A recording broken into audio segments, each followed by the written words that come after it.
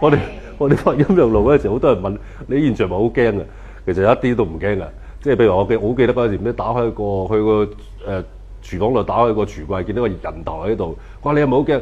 啊大佬，我哋排咗70幾次，個頭我睇完排，我點會驚？但係好多人問我，喂，你有咩我問題？即係嗰陣時，我走去睇明珠台2屆之前嘅奧運，我因為好無聊，走去睇明珠台。咁啊，其實咧就係無線同明珠台同步同步播緊嗰個唔知咩足球比賽嘅。咁但係唔知咧，明珠台咧就有中文呢個麗音嘅。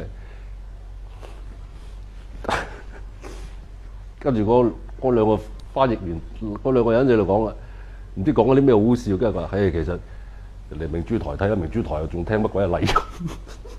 係對飛咗台。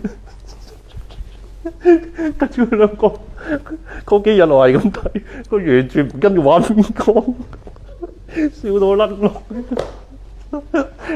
係啦，即係等同於而家，其實冇人睇嘅咩我。但係呢個音樂，呢件係最恐怖嘅事，我話咧，都唔知拍嚟做乜。